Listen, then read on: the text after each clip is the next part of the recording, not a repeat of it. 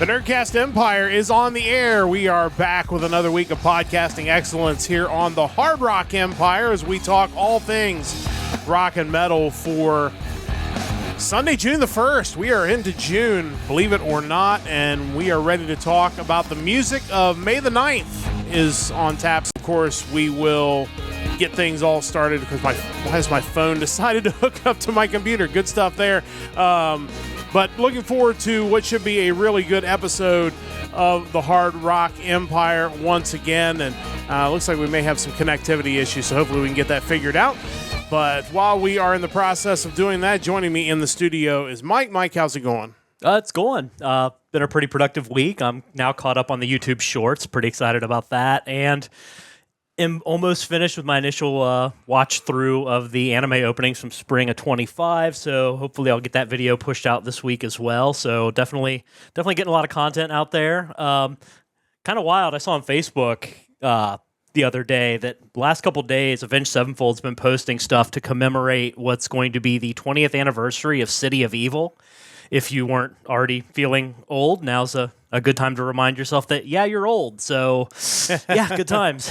Yeah, that's definitely a stark reminder, and that's one of those things when you go through on Blabbermouth or whatever it might be, you see these types of things, and it's like, oh, that shouldn't be that long ago. But it is, unfortunately, and that's just kind of the way it goes. So, there will be some really cool things coming out, I'm sure, as a lot of these albums are hitting 20, 25, 30 years. And I'm sure as we get kind of details on those, we'll talk more about those here on the podcast, as we tend to do. There's a lot of really cool sets that we spotlight as we move along. And news headlines today, nothing real heavy in the news headlines, but just a few things we wanted to kind of spotlight to get things started. And this first one was just interesting because this is a band that we have talked about several times on the podcast, and that is the band Triumph, one of Canada's best rock bands, and maybe some news that maybe they're not done. Maybe they're going to continue performing. This article from Blabbermouth was talking a little bit about their documentary that they did back in 2021, Triumph Rock and Roll Machine, where they recorded 3 songs and they re-recorded some songs as there were snippets of them in the movie, and they mentioned those may come out. But later in the article, it does mention that, maybe there is more new music in the future. Of course, they broke up for many, many years, kind of had a falling out between the members, and now it does seem like everybody's kind of on the same page, which is great to see. And I would certainly be down for some new Triumph. Somebody at Frontiers Records or somewhere like that probably ought to get those guys on the phone if they're not already under a contract somewhere. But certainly would be some good news to see Triumph continuing on and making more music. Yeah, there was a lot in this article. The more you scrolled down, the more it just kind of got crazy as far as how the story was set up. But yeah, they re-recorded those songs as part of kind of a secret show that they did kind of in conjunction with a documentary that was being made by Sam Dunn and Banger Films that ended up coming out in 2021. You kind of go down and it kind of feels like there's like separate stories built into it that kind of go to show you like just how appreciated Triumph is now. Maybe they weren't always held to that same like level, but maybe now they're finally getting more of their kind of just due. But their song Hold On was chosen by the Coalition for Music Education in Canada as the anthem for Music Monday 2025 to raise awareness of music education. They were also talking about working on some sort of futuristic, like hologram-esque live experience. The way they kind of made it sound is that they would have essentially like holographic versions of the original members along with Phil X potentially live and some new members there that can still kind of keep up the touring to kind of turn them into like a 6-piece band, including the holograms. And I guess they were working with the guy who did like the Ronnie James Dio and Frank Zappa hologram stuff. So just kind of wild. And on top of all that, they got the tribute CD coming out. So it's just a lot of Triumph celebration right now. Which is great to see. Again, they're a band that maybe whether it was, because of their long breakup or because, everybody thinks of Rush typically when you think of, legendary Canadian power trios. Yeah. So like Triumph maybe doesn't get the credit they deserve, but thankfully that seems to be changing over the years. And you mentioned this Triumph CD, this tribute CD. We've talked about it before on the podcast, but a good reminder if you're a fan of the band, that'll be coming out on June the 6th. And I have a feeling we'll be talking about that again when we get to that point. There's just a really fantastic lineup of artists that are going to be doing music. I know we've talked about it before, but there are several tracks that I'm really excited to hear what these tribute versions of them sound like. Yeah, it should be amazing. And I also mentioned the documentary that came out in 2021, which I've not watched yet. But being done by Sam Dunn and Banger Films, it's bound to be really good. They're the guys who did the original Metal Headbangers Journey documentary, Metal Evolution, that kind of chronicled all the different subgenres of metal. Just if you're a fan of any kind of heavy music, it's worth taking a look at just because the work that they put into trying to classify so many subgenres and giving examples of each. Just a really fun watch. Yeah, for sure. Definitely worth checking out. And definitely worth checking out the documentary on Triumph as well as this tribute CD coming up. But great to see. And like I said, we'll talk more about that CD as it comes forward. And if they do produce any new music, we'll almost certainly talk about it on the podcast as well. A couple other news stories. These are always kind of fun news stories, stories that kind of end up having a happy ending. A story about how Metallica is being credited for saving the life of a family. And basically it comes down to the fact that this family was sitting in their living room, as they always do, knew they had a Metallica concert the next night. So instead of staying up and watching TV late, they decided to go to bed a little bit early. Well, as it turns out, a truck came crashing through their house, would have probably left them in a pretty rough state, to say the least. But fortunately, they weren't in the living room at the time because they were getting ready for the Metallica show the next day. That was their show at Lane Stadium at the Virginia Tech's campus. But those are always wild stories when you hear like, oh, well, this person was supposed to be here, but they weren't, and because of that, they're still alive. So this family crediting Metallica for them still being here. It's kind of a wild story. Yeah, definitely a wild story, and kind of harkens back to kind of the Cliff Burton Metallica story where he and Kirk Hammett switched bunks on their tour bus, which unfortunately, I mean, either way it was going to be bad, obviously, but, it ended up taking the life of Cliff Burton as opposed to anyone else in the band. But again, it just goes to show you just random decisions that seem otherwise non-consequential can have just a huge impact on your life. The article also mentions the Metallica Save My Life film that has been screening in some of the cities that they've been touring to. I saw the trailer to it. It's being directed by Jonas Åkerlund. It kind of seems like it's a film that talks about the experience that Metallica has had on their fans and kind of the community of fans, that people who all over the world, there was a fan in this metal community from Botswana, like just things that you wouldn't expect, places that have been ravaged by war, and what kind of that family, both being a fan of Metallica and being able to kind of commune with other fans of Metallica, what that's meant to a lot of these people. It looked like it'd be pretty cool. And, I think there's always that kind of feeling that the metal fandom is like that. Mm-hmm. I think it kind of gets a bad rap sometimes for being maybe gatekeepy, but I think for the people within it, I think you do kind of see a lot of stories like that. Yeah, for sure. And I think most fandoms, I don't want to say most, but a lot of fandoms are that way. Unfortunately, they only make news when it's somebody doing something really bad or people acting up. And sometimes the good story, the community nature of it doesn't necessarily make headlines because it's not something that's sexy to report on. But really cool. Definitely be interested in checking that out. And if you check out the Blabbermouth, or the Metal Injection piece, I should say, that I posted in the chat, it also has the remainder of their 2025 and into 2026 tour schedule. Of course, they're wrapping up their U.S. dates coming up at the end of this month now, the end of June. Then they'll be headed to England for a date on July the 5th. And then they'll be headed down under, starting off in Australia, coming up in November. They'll be hitting New Zealand, along with Bahrain, UAE, and then hitting Europe, coming up next May with Gojira and Knock Loose, among a couple of other bands that are kind of popping in here and there. But I mean, you saw them. I think if any of our listeners haven't seen them, probably need to be on the list to be able to check them out. But it looks like a lot of people, a lot of places are going to get to check them out over the next year. So definitely encourage you to do that.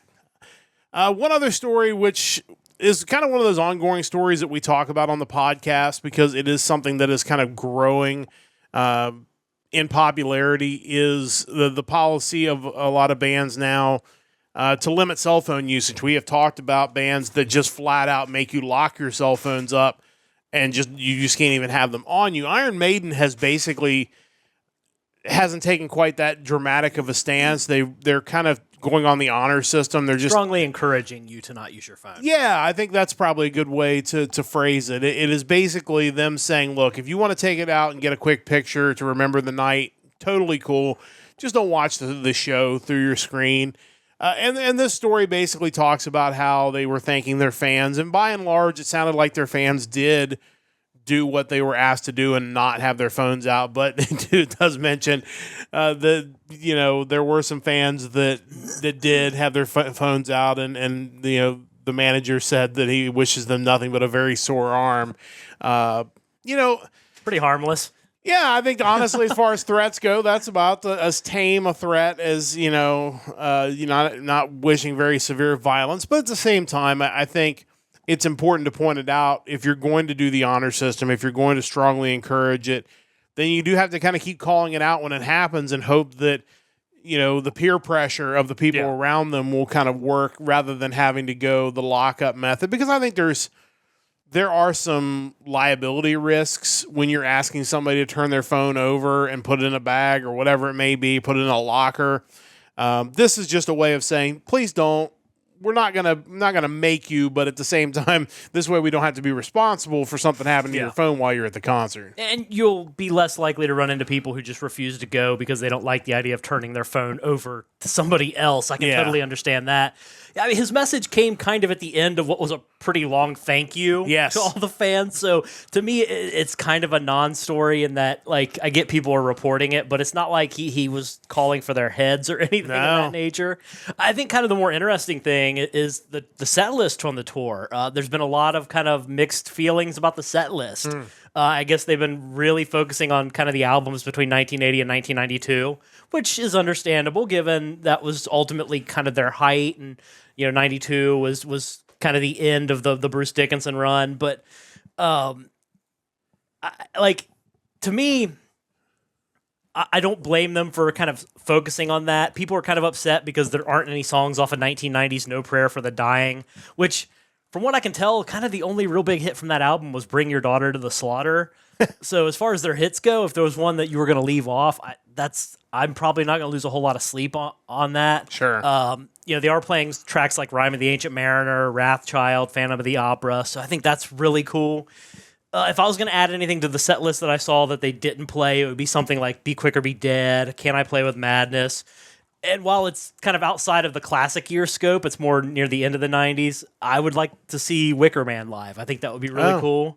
But you're never going to see a band like an Iron Maiden or a Metallica and see all the songs you want to see. It's just not feasible. No, because even if you go like in a festival setting where like Metallica's playing 2 nights and they're not doing repeats, they have so many hits that there's no chance that you're going to see that one song that you want to hear from them. Like, they just can't do them all. And the same thing with Iron Maiden. And they're still one of the bands that's on that list that I would really like to see live, because I've always admired Bruce Dickinson and the way he continues to sing at his age now.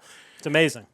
Considering the register, the octave that he sings a lot of those songs at, and the fact that he can still belt it out, it's just incredible. And, I think overall, I think it's tough when you're putting together these set lists, because you do want to try to include something from every generation, but at the same time, like you said, there is kind of a window that makes the most sense, and you're going to hit that pretty heavily, when you maybe aren't touring as much as you used to tour. Yeah. So that there's at least a big chunk of hits in that era that people are going to want to see. So you do the best you can, and you hope you don't leave a ton of them off, and you hope it's a case where, if you do leave 1 or 2 off, maybe it's people kind of, oh, well, it's all right. Like, we'll we can get over the fact that's not on there. I think you at least want the fans to leave with the, well, I didn't hear this song, but I did get this one. You always want that, like, maybe I didn't get this song I wanted to hear, but they did play this one and this one that I haven't heard in a while that are great songs. Like, you always want to feel like you're getting something special if maybe you're not getting that one particular hit you wanted to hear. Yeah, for sure. So, definitely a band I want to check out. Definitely encourage you all listening to check them out if you have not done so already, but definitely interested to see how their tour continues. And the phone policy thing is kind of always one of those interesting things. And sounds like overall their fans are doing a really good job with it. And hopefully that's something that becomes a trend, not just in bands that are asking people to do it, but also just in general at these concert events. But that wraps up our news headlines for today. Reminder, check out our website, nerdcastempire.com. We will be back next Sunday night for another episode of the Hard Rock Empire. It'll be May 16th music, and then tentatively the day after, Monday, we will be back with our news podcast, the Nerdcast News Report. It will make its triumphant return. I believe it'll be Mondays and Fridays at 7 p.m. Eastern Time, but we will let you know for sure. But that will start a week from Monday, so after our next episode of the Hard Rock Empire. We'll get back to our daily news headlines. We got plenty of news to talk about because we haven't done that in a few weeks, but we'll be back and rolling along once again. It is time, though, to get to our new music for the week. And, of course, as I always talk about at this time, we'll tell you how we get to this point. Mike will go through, and he will pull all of the new albums for a given date off of a couple different sources. The date in question this time is May the 9th. And then we'll pull a track off of each of those albums and put them in a YouTube playlist. That playlist is being shared as we speak in the chat. And once that is accomplished, at that point, then we go through and listen to the music. Mike listens to all of it. I listen to the best of the ones that Mike has kind of picked out. And we choose 2 new albums each to spotlight on this podcast. And this is, we mentioned last episode it kind of being a little bit thinner than the week before, and this one I feel like might have been a little bit thinner than than last week's was. But again, some interesting stuff out there, some unique stuff, which is kind of interesting, and it was interesting, and definitely encourage you to check out the playlist because you might find some things on there that maybe didn't necessarily reverberate with us, but they might with you. So definitely encourage you to do that. And then one other thing I always try to remember to mention, if you're listening on the podcast version of this, which right now our podcast version's a couple episodes behind because they're in the process of kind of switching over our podcast network. You'll still find on YouTube, Spotify, maybe a little slow for the next couple weeks, but eventually we'll get those back to where they're uploading night of as we've done before. But if you're listening on those sources, we won't have the music clips. The best place to hear the music clips is live with us on YouTube or Twitch. The next best place is on the VOD on YouTube or Twitch, but beyond that, we won't have the music clips if you're listening on Apple, Spotify, or wherever you get your podcasts. But with all that out of the way, it is time to get to the music of May the 9th. And Mike, you have a couple very interesting picks this week, and definitely interested to hear what you have to say about them. So let's get started with your first pick. Actually, before we get to your first pick, there were a couple of big acts that had albums this week. One in particular that we know did really well was an album that actually went all the way to number 1. It was we tend to stay away from like the big charting albums, but I think it's one that's worth mentioning. Yeah, I haven't had a chance to listen to the entire Sleep Token album yet. I don't want to say I don't like modern metal, but that's not at the forefront of my listening. The track I have heard was pretty good. Mm-hmm. I'm sure overall the album is fine. It's something I probably need to give a better listen to just to kind of get acquainted with their sound more than I currently am. But yeah, that was definitely the big one. And certainly excited anytime a metal act can reach number 1. I did finally listen to the Ghost album from a couple weeks ago. Okay. And that's actually really catchy, typical Ghost stuff. Good. Definitely one I need to pick up still. But yeah, I listened to it on the way to class last week. And definitely impressed with it. Nice. That's one I definitely want to listen to front to back, and we'll get the chance to do that. But having said that, we've got that out of the way. It is time to get to your picks for this week. So what do you have for pick number 1? Yeah, so for pick 1, I'm kind of sticking to my wheelhouse, more or less. This is the debut album from a Louisiana-based thrash metal band. Album originally came out on their Bandcamp in 2023, but since then it looks like they've been picked up by Shadow Kingdom Records, and the album is getting a re-release. The band in question is Void, and their debut album is Horrors of Reality. Yeah, when I saw that this is not unusual. We have seen this a few times where bands are getting signed to labels and they re-release something. But I think it's a great way to get something out in front of more people than it might have been a couple of years ago. Yeah, absolutely. Looking at the write-up on Shadow Kingdom Records, they mentioned kind of right off the bat, while many bands have utilized the moniker Void, none of them have hailed from Lafayette, Louisiana, and none of them have had such a powerful sound as this one. And it's funny, if you go to the Metal Archives and you pull up the band's page, kind of under the additional notes, it's like, not to be confused with Void, death black doom metal from Kansas City, Missouri. Void, extreme progressive metal / electronic from Las Vegas, Nevada. Void, industrial experimental black metal from Glen Gardner, New Jersey. Void, thrash metal from Yuba City, California. Void, hardcore punk from Columbia, Maryland, active 1979 to 1984. Void, black and doom drone metal from Boston, Massachusetts. And Victims of Internal Decay, death metal from Albany, Oregon, also known as Void. So yeah, it's none of those bands. This is instead the Lafayette, Louisiana-based thrash band that's been active since 2019. So make sure you're getting the right Void. Yeah, I'm very grateful they had an Encyclopedia Metallum page because they also have links to their social media. So I was able to find the right Facebook page to tag these guys and not one of the 18 other Void bands. I mean, why wouldn't you want to name your band Void? It's a great name. It's a great name. So these guys, per the Metal Archives, the band consists of Aaron Landry on drums, Gabe Lejeune on guitars, Jackson Davenport on vocals, Blake Adams on bass, and Chris Braun on guitars. But yeah, talking about these guys, they formed, according to the Metal Archives, in 2019. They released a couple singles in 2021, and then 2023 they released Horrors of Reality on their Bandcamp. It lists their influences as early Metallica, Merciful Fate, Annihilator, and some more cult-like acts like Toxic, Power Mad, and Realm. The website mentions when you listen to the album, you'd swear it was 1989 again. I think that's fair. They definitely have an early thrash speed sound going on where the vocals kind of bridge that gap between metal and punk.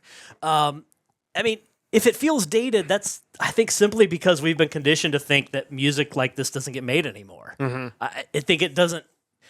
It's more how you interact with it that makes you think it's dated. To me, I think it's great that there are bands out there that are creating the sound. And I think, at least once a week on this show, we find some new traditional thrash, new wave of kind of British heavy metal inspired or speed metal inspired band out there doing it. And I think it's great to find more of them. It's not a bad thing at all. If you enjoy this album, they've released 3 singles since this is an album that came out a couple years ago. Those singles are Silent Onslaught, Return of the Phantom, and Apparition. All really cool. Standout tracks on the album. It's a 10-track album, 40 minutes long. There's really no weak links here, but I would go with First In, Last Out, Feeding Frenzy, Voodoo, Lazarus, and the track that I picked to listen to, the song Mirror Maze. Let's check these guys out. This is Void from Lafayette, Louisiana. This is a re-released album from 2023, Horrors of Reality. This is the 9th track off of that album, Mirror Maze. Let's listen to a little bit of that now. Your expressions echo through the ground. When I run, they're coming fast. Stare into your gaze in this shroud's mirror maze. Feeling it in days as your past leads you astray. You'll forever stay in this shroud's mirror maze. The reflections change as your mind breaks through the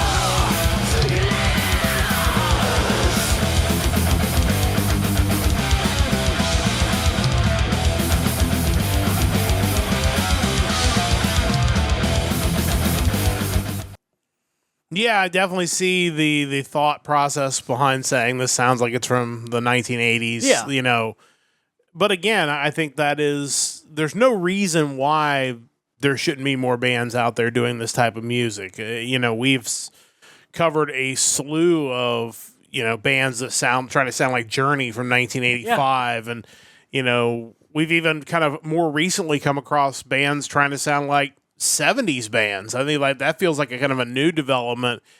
But we have found some really great new thrash metal bands that are out there, and I think if you're a fan of old school thrash, I think it should be very encouraging to you that there are bands out there that not only were inspired by that era of music, but want to keep that era of music alive and not just say, well, that's a dated thing that's only from the 1980s. And these guys really did a really good job of kind of carrying that spirit of thrash with them. Yeah, I think we're all going to face a difficult decision in the coming years where what would you rather do? Would you rather go and watch the hologram version of your favorite band from 1980?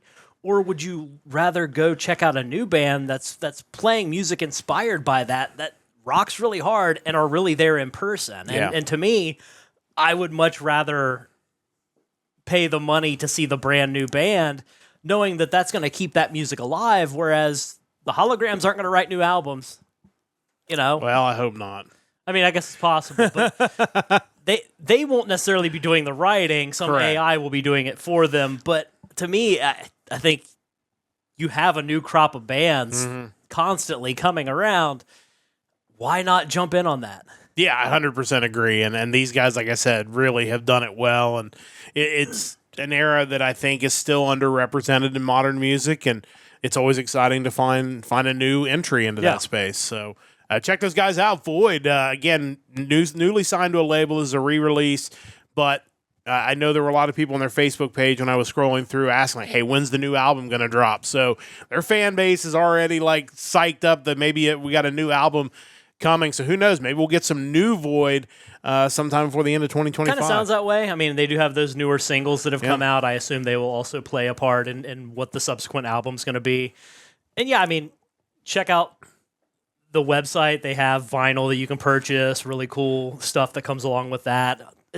It's always cool to support these bands. Yeah, for sure. So check out Void, Lafayette, Louisiana. I mean, check out any of the Voids, but specifically in this case, the one from Lafayette, Louisiana, and playing some great thrash metal. And Mike's first pick for this week. As always, you have two picks, and definitely feels like a little bit of a change in vibe for pick number 2 compared to pick number 1. What do you have for pick number 2? Yeah, so I mean, we spend a lot of time talking about new bands that are creating sounds that maybe harken back to another period of time, like my last one with kind of 80s thrash. We get a lot of AOR stuff, a lot of arena rock type sounds.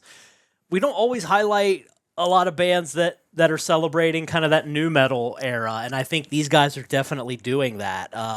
This is the third full-length studio album from this band from Atlanta, Georgia. They are listed as a metalcore/new metal band. They are Tetrarch, and the album is The Ugly Side of Me. Speaking of Atlanta, I'll be making my first ever trip to Atlanta this Say hi to week. them while you're down If there? I see them in somewhere downtown at a mortgage professionals convention, Entirely possible. maybe they're playing one of the nights. I don't know, but That'd be cool. definitely interested to hear more about these guys. Yeah, so these guys go back all the way to 2007. They're currently made up of the founders, Josh Four and Diamond Rowe, lead vocals, rhythm guitar, and lead guitar backing vocals, respectively, as well as Ryan Lerner on bass and backing vocals, and Ruben Lemus on drums and percussion.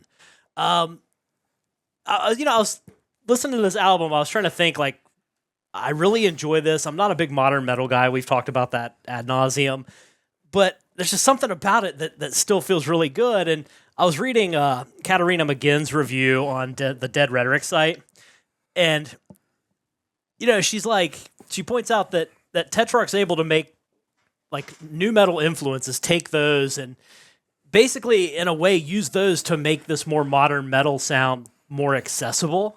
And I think that's kind of how I felt about it. As someone who's more of a metal fan, it felt familiar. And yeah, there are some modern metal elements, but it's still, to me, you could draw the line to Korn or Edema or Linkin Park while listening to this.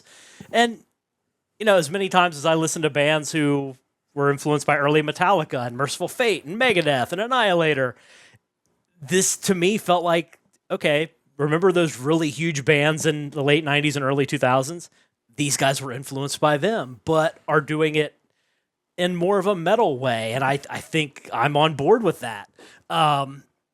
You know, we need positive examples of new metal in this current millennium, just as I have my other influences resurfacing as well.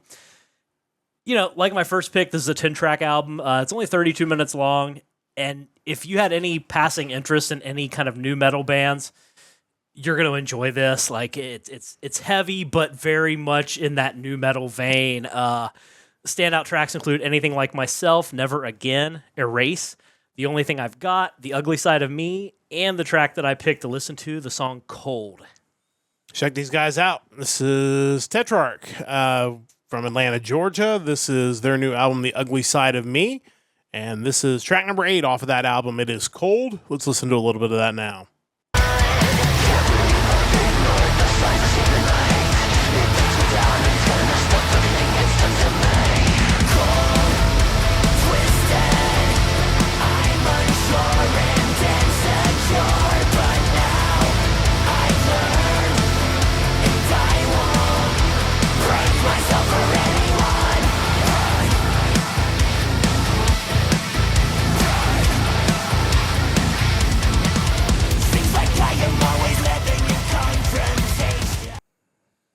Yeah, you know, I was trying to think if there was like a comparison band. Like, there's a little bit of like Avenged Sevenfold vibes there. Yeah. Kind of in the verse more than the chorus. But there's not really a one-for-one direct comparison to those bands. It does feel like a style, but it does feel like they've kind of carved out their own niche there, which is really kind of cool. And it sounds like their earlier stuff was more kind of on the metalcore side, and they've kind of slowly shifted more toward like a new metal thing. Either way, it sounds good. It works, so I'm here for it. Yeah, for sure, and definitely interested in getting to hear a little more of this album. But like Mike said, definitely a kind of music that maybe sometimes gets left out in new modern bands. But definitely check those guys out. Tetrarch, really cool sound from them. I have 2 picks as well this week, and I was just, while Mike was making his second pick, I was verifying the pronunciation of this band, and I've been pronouncing it wrong for 3 days, so we're going to get it right. This first band is an English progressive metal band formed in 2007. They are Haken, and their new album is Live Forms, An Evening with Haken. I checked their Wikipedia page, and of course, it gave me a pronunciation, and that is how it is pronounced. So this is a live album / live DVD, Blu-ray release that these guys are doing. These guys were formed in 2007 in London, England. They're made up of Ross Jennings on vocals, Richard Henshaw on guitars, keyboards, and backing vocals, Charlie Griffiths on guitars and backing vocals, Raymond Hearn on drums and backing vocals, Peter Jones on keyboards and backing vocals, and Connor Green on bass guitar and backing vocals. These guys have been around a while. As we mentioned, they've released 7 studio albums, 2 EPs, and now 2 live albums. Really, really well thought of progressive rock band. This was mostly recorded from a concert at the O2 Forum, Kentish Town in London on September 21st, 2024. If you are a fan of Haken, you're going to note that there is a complete playthrough of the album Fauna as part of this collection. However, they do have tracks from all of their albums on this. This is lengthy. When I opened this up, I did not realize it was going to be 2 hours and 47 minutes of live music. I have not gotten through the whole thing, admittedly, but what I have heard is certainly good enough to earn a spot on our picks this week. Was not really familiar with these guys other than having heard of them, but really came away impressed listening to what I got to listen to off this album. Definitely want to check out their studio albums as well. But as far as a live album goes, like everybody involved clearly did good work. I mean, obviously it's well played, well sang, but also well mixed.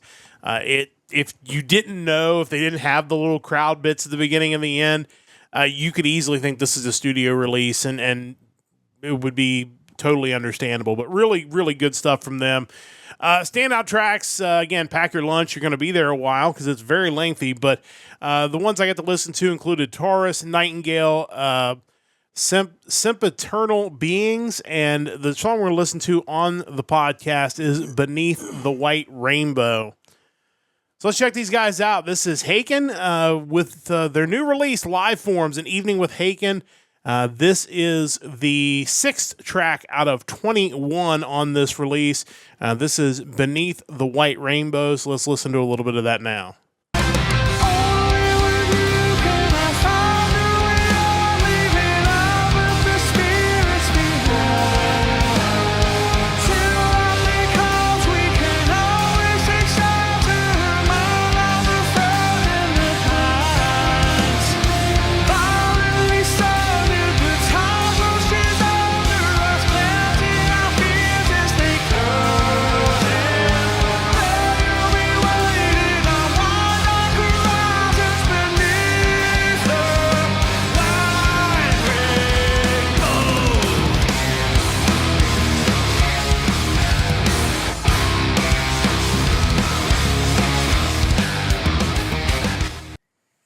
Make no mistake, this is progressive. Yeah. Progressive rock. Definitely will not be confused by that when you listen to these guys. But I've really, like I said, blown away by these guys. Definitely excited to go back and listen to some studio stuff from them. But Mike, your thoughts on Haken? Yeah, they're a band who has had their name come up numerous times as we've done this, as has Richard Henschel as well. So I knew they were a big deal, that he's a big deal. Definitely something I need to sit down and actually commit some time to getting into, because given my interest in progressive metal, I'm certain I would enjoy it. It's just a matter of actually getting down and digging into it, which I definitely need to do. Yeah, and this was one of those weeks where, like I said, I felt like there were a lot of albums this week that had a couple good tracks here and there, but maybe the whole thing wasn't great. So it was one of those weeks where picking something like this kind of made sense. Almost picked a completely instrumental album as well, because that was really good too. But definitely wanted to give Haken a shout, and definitely going to check these guys out more going forward, and encourage you to do the same. I have 2 picks as well. We are headed to Denmark for this second pick. This is a Danish metal band, and their name is Statement with Sinister Thing. We talk about different styles of music as we go through here. And, Statement's an interesting band because it feels like, they started off a little more of a melodic rock band, but clearly had a mission on this album to kind of, roughen up their sound a bit. And I think they've successfully done that. This is their 5th album. Band members include Yannick Brockdorf on vocals, Niels Alex Larsen on lead guitars and backing vocals, Lars Ulrich Lefevre on guitars, backing vocals, Martin Poulsen on bass, and Daniel Nielsen on drums. Like I said, the goal was to go a little bit harder, and I think they've done that. There were also some parts on this album where, you kind of got that Channing vibe where you can just imagine these guys in front of a stadium crowd trying to get the crowd to kind of chant along with them. I think that's another good way to kind of rough your album up. But I think if you're a fan of their earlier stuff that's melodic, there's still enough of that there that you're not going to feel like you're completely abandoned by what these guys have done with this album. One review called it safe heavy. I think that's fair. They clearly wanted it to have more of an edge, and I think they did that without really kind of selling out onto what they've done so far. But a really enjoyable listen beginning to end. Standout tracks include The World is Fading, Set My Anger Free, The Last Goodbye, and the title track is the one we're going to listen to on the podcast, Sinister Thing. So let's check these guys out. This is Statement with Sinister Thing, and this is the opening track and the title track to this album, Sinister Thing. Let's listen to a little bit of that now.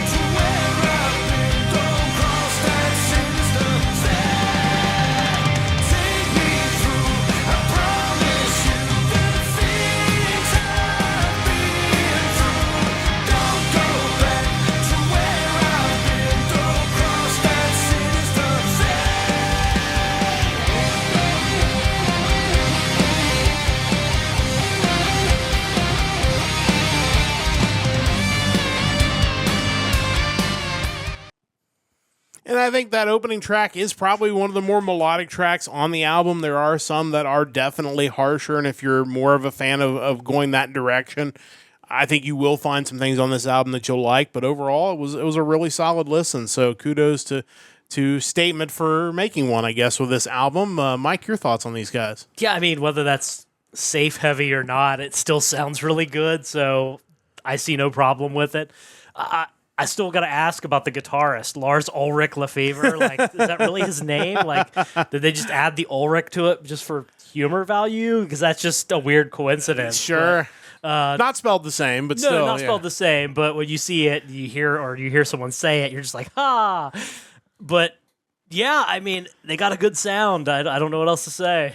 Yeah, I really was impressed by it, and excited to get to hear more from these guys, and interested to maybe go back and listen to those first 4 albums, kind of see where their sound has evolved over the years. But definitely check those guys out. Statement, my second pick for this week. That's going to wrap up our new music for this week. It is time to head into the vault, where Mike and I will each give you a classic album you need to check out. Mike is, as we've mentioned every week, literally going through his vault letter by letter, and as of this week has reached the halfway point of another trip through the alphabet. We are up to the letter M, and again, I'm sure a letter that has a lot of really great options, but you went with a pretty logical pick. Tell us about your pick in the vault. Yeah, this is one I've kind of wanted to talk about for a while. It's just kind of a hidden gem to some degree, maybe, but just one that I've enjoyed for years.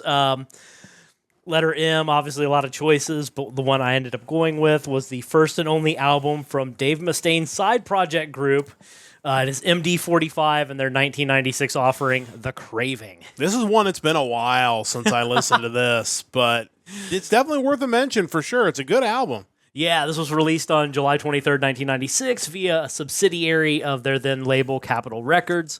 The band consisted of Lee Ving on vocals and harmonica, Dave Mustaine on guitar, Kelly Lemieux on bass. He is from Goldfinger and also worked with Paul Gilbert over the years. And on drums, Jimmy DeGrasso, who has been with everybody. I was going to say, I think we talk about him somewhat regularly as well. Yeah, we're talking former Ozzy, Y&T, White Lion, Suicidal Tendencies, and probably more notably here, eventually he would become the drummer of Megadeth. So, how about that? Yeah, I remember discovering this album as I was kind of getting deeper into the Megadeth catalog, as I was kind of learning to get into that band in the 90s. And yeah, this album had kind of that signature Dave Mustaine guitar riffs and sounds, but the vocals were what really kind of separated it for me. Having no knowledge of punk music at the time, when I saw Lee Ving's name, like the only thing I really thought is that's the dude from Clue. Yeah. Like he played Mr. Body in the movie Clue, which is a tremendous movie for the record. For sure. It wasn't until later when I saw the movie SLC Punk that I got my first taste of his band Fear and their 1978 song, I Love Living in the City. Just, if you're into punk music, it's a great song. It fit the movie perfectly well, obviously. Turns out that song was also later used on the games Tony Hawk's Underground 2 and The Warriors. Kind of weird story about this one is, along with the rest or the bulk of Megadeth's catalog in 2004, this one got a remaster. And when it did, Lee Ving's vocals just happened to not be there anymore, and they were replaced by Dave Mustaine singing. How about that? At the time, I could have sworn that they said they couldn't find the masters for his vocals, and that's why they disappeared. But on Wikipedia, they even just straight out said that Dave decided to re-record the vocals, thinking it might make the album a little more appealing to Megadeth fans. Which, Fair. Sure, maybe. I think I can see that line of thinking, but I also feel like it took away what kind of made this special. Like, the songs on this album should have been sung by a punk singer, not Dave Mustaine. Yeah. I love Dave's studio vocals, especially, early 2000s, he was still sounding pretty good, but you can't really replace Lee Ving, whether you like his voice or hate it. It's unique. This is also an album that, over the years with my ever-growing CD collection, I somehow lost it. I don't have the original version of MD.45 anymore until I actually just went onto eBay and purchased a copy of it. I have the remaster, but like I mentioned, that's just not quite the same. So I will finally reacquire the original MD.45, so I'm excited about that. The album's classic, and for whatever reason, the chorus to Designer Behavior kind of became this, like, almost like a meme to like my friend group in the late 90s before that was even a thing, where we would just, for whatever reason, periodically just yell, "Remember Ozzy and Harriet?" which is part of the chorus, which it's such a weird song, but it's so good. I don't know how else to describe it. Standout tracks on the album include Hell's Motel, The Day the Music Died, Designer Behavior, The Creed, Nothing Is Something. Give it a listen. I think if you're someone who at any point in time thought Dave Mustaine should just be a guitarist and there should be someone else singing, here's your chance to kind of hear what that sounds like, and it's wild. Yeah, and I'm curious. I didn't look, but I was going to look to see what version of the album appears on like the streaming sites, whether you can find like the original version. I found the original on YouTube. I don't know about elsewhere, or even like kind of like the official release on YouTube Music. I'm not sure about that. Yeah, because I'm sure the remaster is on there, but I'm curious as to whether you can find the original, vocals. It's from what I remember of this album, and like I said, it's been a while since I went back and listened to it. It is good and it is different. And if you're picking this up expecting it to be Megadeth, you'll hear vibes of Megadeth, but it's not Megadeth. Like unless you get the remaster, and then it's closer to Megadeth. But I wonder why more musicians don't do that. I mean, obviously some have. I mean, we've seen examples over the years. I think the closest comparison would be Metallica and Lou Reed, right? Yeah. Metallica with a different lead singer. Yeah. And, had they picked somebody that wasn't Lou Reed, maybe I would have been into that album, but, iTunes has the remastered one, unfortunately. Okay. So, I mean, the original version might be fairly rare beyond just random people uploading the songs to YouTube. So, yeah, if you can find a copy of it, probably worth picking it up, because who knows how many copies are even out there floating around right now. But, again, I would love to see more acts do this. Yeah. And be comfortable enough that you're such a big act that you're not risking your career. I mean, you think of like the one that modern day comes to mind is something like a Slipknot Stone Sour sort of situation, where you have kind of two branches of the same tree. Yeah. But they're so different. Like the music styles are so different. I think it would be cool if you had a band that was doing X and then they cross over and do Y. And we're not talking like Hootie going to do country music or, something like that.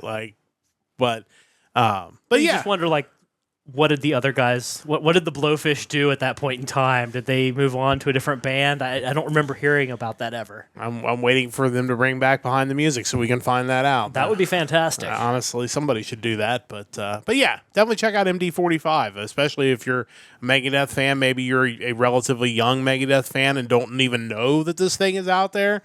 Be worth your time to check this one out. So that's Mike's Vault pick for this week. As I've mentioned, I'm going through the Frontiers catalogs, all the Frontiers bands, and spending 2 weeks on each letter. 1 week I pick a band, the next week I allow a randomizer to pick a band, then pick an album that Frontiers released. And so we are up to the letter E, and this is the randomizer pick. And we are going to talk about a Swedish hard rock band from Stockholm. This is Eclipse, and the album we are going to be talking about is Are You Ready to Rock? We have talked about these guys on the podcast before. They had a new album back in 2024. It was really good. No big surprise there. This band was formed in 1999. Current members are Eric Martinson on vocals, guitar, and bass, Magnus Henriksson on guitars, Philip Krusner on drums, and Victor Krusner on bass. This album was released in 2008. Eric Martinson basically wrote this stuff for his side project, Wet, which we've also talked about on this podcast. And, of course, Wet is consisting of Work of Art, the W, Eclipse, this band, and Talisman. So, that's where that name comes from. But instead of recording it with the side project, he decided to record it with Eclipse instead.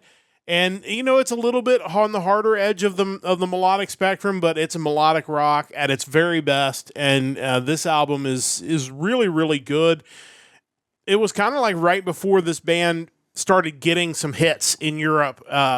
This was kind of the album before that. So I was kind of interested to see, what they were kind of leading up to. But As is the case with so many of these Frontiers bands that we go back and listen to the old stuff, it's so good. If you're a fan of melodic rock, if you're a fan of anything Eric Martinson's involved in, you probably already have heard this album, but if you haven't, it's definitely worth checking out. There was a re-release of this as well in 2014, I believe it was, so probably a little more readily available, but definitely worth checking out. Standout tracks, the whole album was great, but if I had to pick some, Breaking My Heart Again, To Mend a Broken Heart, Wild One, and Hard Time Loving You. That's not much else I can say about these guys except they were great. And, the album we listened to last year was great. And I'm anxious to go back and listen to more of these guys' stuff. Yeah, they're definitely an obvious choice of bands that I got to late. Like Megalomanium 2 from last year was an awesome album. And then to look at their studio album list, their discography, and see just how many albums they have, it's like, man, my work is cut out for me because at some point I need to go back and revisit all of that or visit it for the first time, I suppose. But yeah, it seems like they've kind of been one of the big front runners of that melodic hard rock resurgence that we now see so many bands, especially in Sweden, with that sound. These guys were probably kind of doing it before it was cool again. Yeah, 100%. And again, like you said, when you see all the albums they've released, it's like, man, I want to go through and listen to all these. And just a really talented group, and kind of excited to get to listen to some old stuff, which obviously is the point of this whole vault exercise. Yeah. Is to listen to old Frontier stuff that maybe certainly in a lot of cases we were not listening to these bands at that time. So definitely check out Eclipse. Are you ready to rock? That is the pick for this week. You better be. You better be ready to rock. It is time for the Power Trio, your weekly hard rock hat trick, where we bring up a question and we look for your answers and we get our answers from our esteemed panel.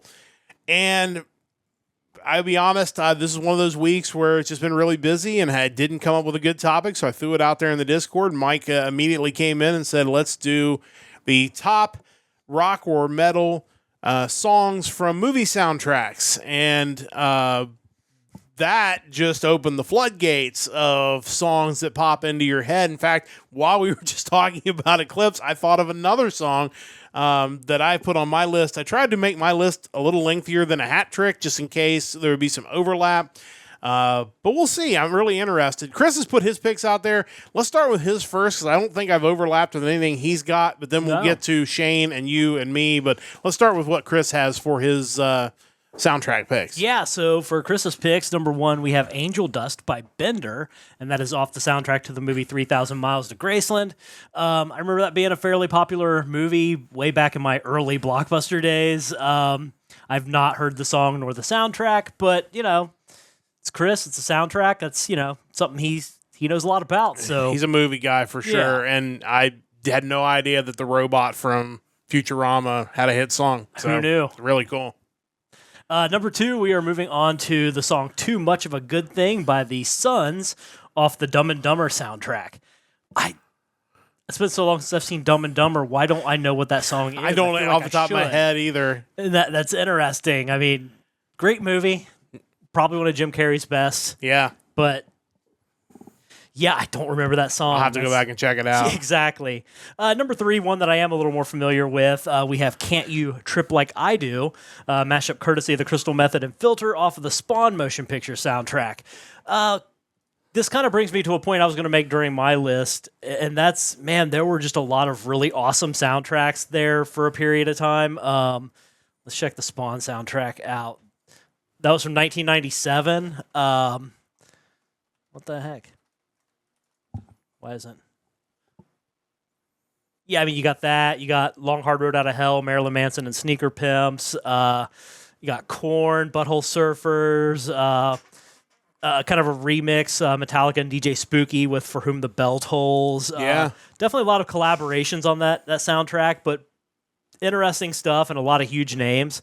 But there were just so many great soundtracks in the late 90s and early 2000s. You could basically just confine the power trio to that range and come up with so many great songs. For sure. And I tried to stay away generally from that era because I knew that would be popular picks because there are some strong ones.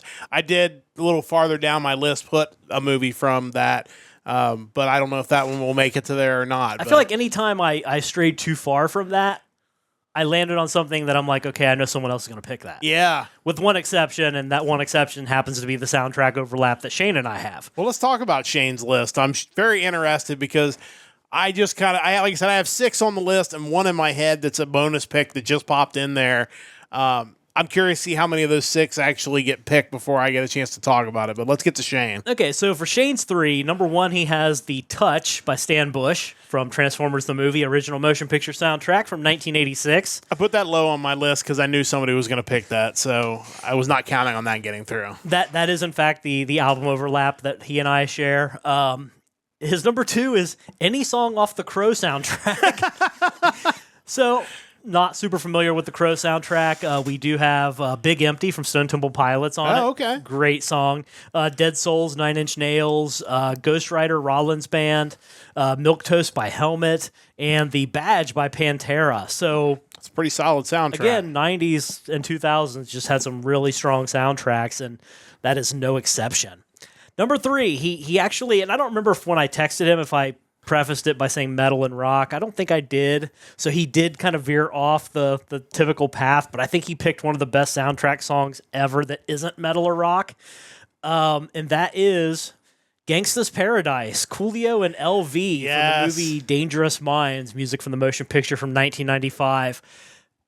I kind of hate myself that I didn't pick that. Yeah, I feel like if I had thought away from rock, that would have been the first obvious choice. A tremendous song. Not super familiar with anything else on the soundtrack, but it doesn't matter. That's legendary.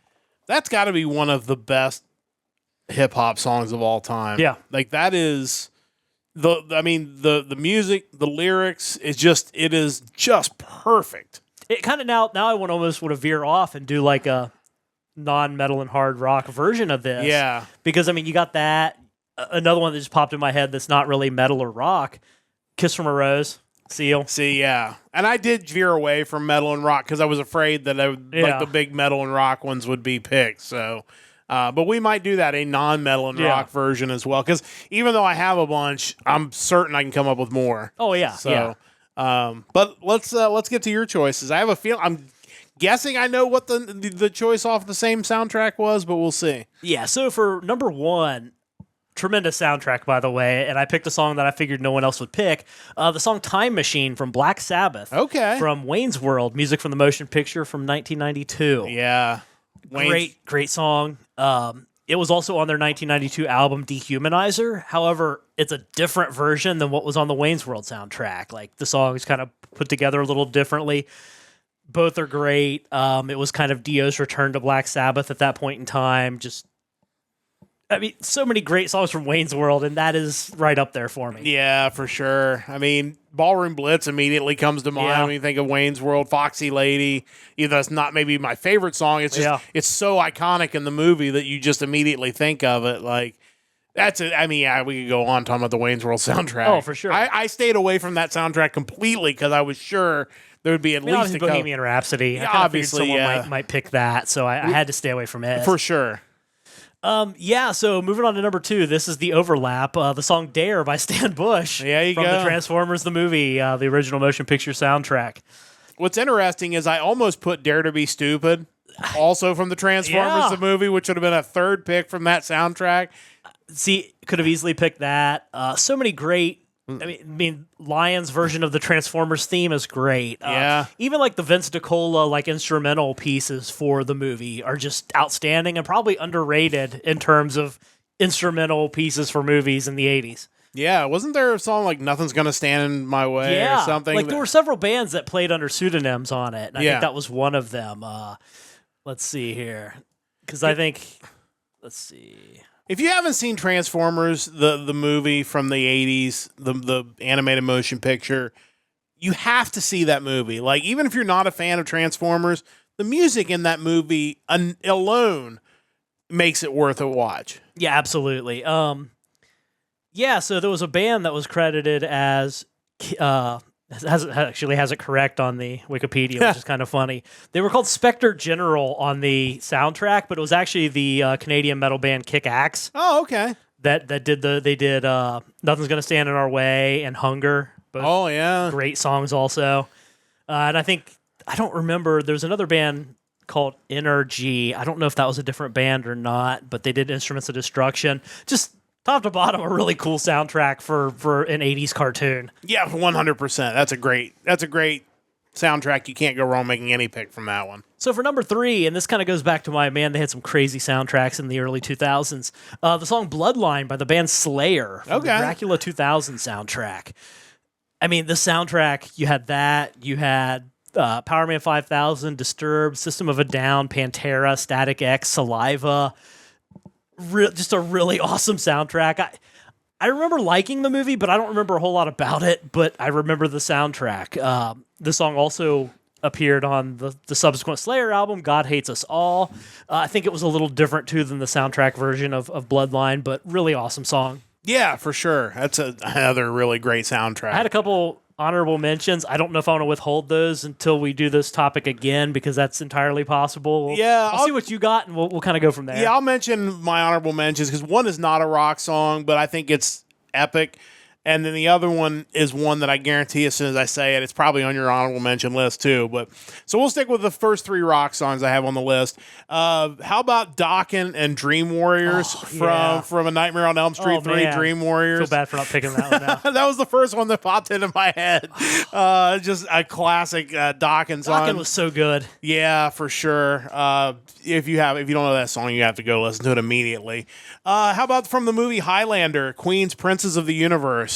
Tremendous. Another just great soundtrack song. Even used it on the TV series for Highlander, which is kind of where I found out about it initially. But yeah, just like if you only know it from like the Highlander TV series intro, you don't know the song because it just goes off in a totally different direction. It does. But yeah, tremendous song. And then let's wrap up the rock choices with, from the movie Back to the Future, Huey Lewis and the News, The Power of Love. I almost picked that one. Yeah, because there's several off of that soundtrack as well that you could go with. But I just went, I didn't think it would get to this point without that being mentioned, so I just like, well, I'll throw it on here. The other 2, one is a rock song, the other one is not. Let's go with the one that's not, because I think this is just one of those classic ones. Linda Ronstadt and James Ingram, Somewhere Out There from American Tail. Just a classic ballad. Another one that popped into my head, since we're mentioning American Tail, it made me think of the other one. Billy Joel and Why Should I Worry from Oliver and Company.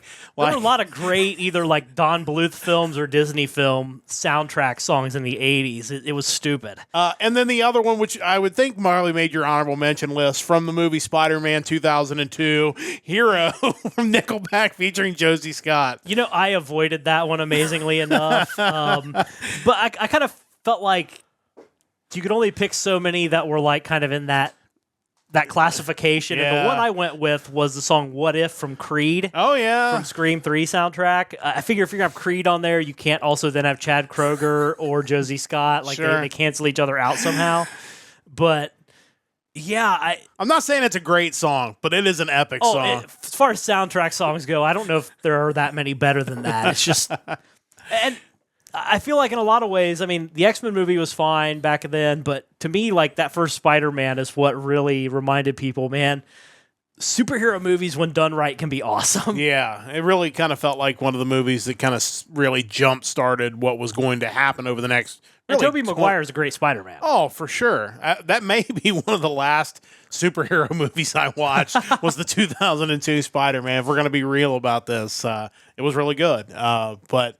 The other one on my honorable mentions, I mentioned What If by Creed. The other one, Nothing But Flowers, Talking Heads. Yeah. Clerks 2.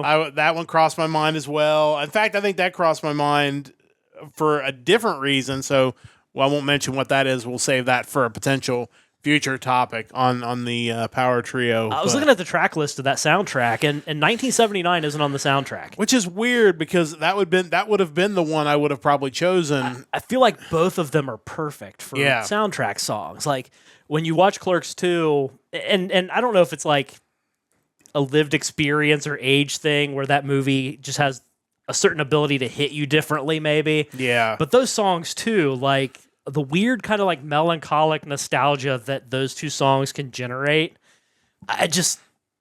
well done. I don't know what else to say. That just accented the movie perfectly. And we won't get too far down the rabbit hole because we could talk about this for a while, but I just think of the soundtrack from the original Clerks and how obviously low budget, the shoestring budget he had at the time, but everything was kind of rock and kind of, mostly more upbeat, and it was like punk, and it was, fight the man, and, kind of that vibe. And then, like you said, in Clerks 2, it's like these guys are still in this rut in their life all these years later. And so you have this like wistful nostalgia of, where things might have gone wrong or what might have been. And it does, because I don't remember what year Clerks 2 came out, but I feel like at that time specifically, like maybe I wasn't where I wanted to be in life. And I'd say probably like 2007 or something. Yeah. Like that. Well, that was 100% the case then. And 2006. Yeah. So I think, that adds to that as well. It's hard to believe that movie's almost going to be 20 years old. That is somewhat depressing, but yeah. And obviously that's got other great tracks too. I mean, King Diamond, obviously. Obviously, that really should be the pick. Double dose of King Diamond. You can't go wrong with that. Jackson 5. Yeah. Soul Asylum, Misery. That's great tune. Great tune. And another one that's kind of that, just melancholy, depressive type song. It's a great song. This was a fun topic, and it was kind of a last minute topic, and I am sure we are going to revisit this topic again. You could do an entire episode, just come up with 10 soundtrack songs each and just go to town with it. Yeah, that's for sure. There's so much great music from soundtracks, and please let us know what your picks are. First off, join the Discord, which I forgot to post a link for, and I'll have to do that later on because I don't think it'll let me pull the link up while we are live. Let's see if it'll let me pull the link up while we're live. We'll see if it actually lets me do that. But if you can, join the Discord and tell us, what your picks are. So we would definitely want to hear other people's opinions on this. And yes, it will actually let me post the links. How about that? So that is in the chat on both sides now. So join the Discord and let us know what your picks are. Comment on the YouTube video, the VOD that'll be up later tonight. Let us know what your favorite soundtrack songs are, rock, metal, or otherwise. Even if they're not rock and metal, definitely want to hear your thoughts on that. But this was a good topic, and like I said, one that'll definitely go down as one we'll come back to in some shape or form in future episodes. But with that said, it is time to bring this week's episode of the Hard Rock Empire to a close. We appreciate you joining us once again for another week of the best hard rock and heavy metal. A reminder, we'll be back with you again 1 week from tonight. That will be on Sunday, June the 8th. It'll be the music of May the 16th. Looking forward to diving into that music this week, and we'll bring you our choices for the best rock and metal releases coming up next week. And then the day after that, which will be June the 9th, we'll be back with our news podcast, the Nerdcast News Report, and it will be coming your way at 7 p.m. Eastern Time in the evening. So we're looking forward to getting caught back up on that, and we'll probably be talking things about Switch 2, because that'll be rolling our way coming up around then as well. So make sure you join us for that. Don't forget to follow us on social media. Join our Discord. We really appreciate that. Thanks to Stove Lake Media for their continued support. Big thanks to Chris. Big thanks to Mike, as always. Big thanks to Shane for chiming in as well. And a big thanks to you for listening whenever and wherever you may be listening. We'll be back again next week. Until then, don't forget to join the Empire, the Nerdcast Empire.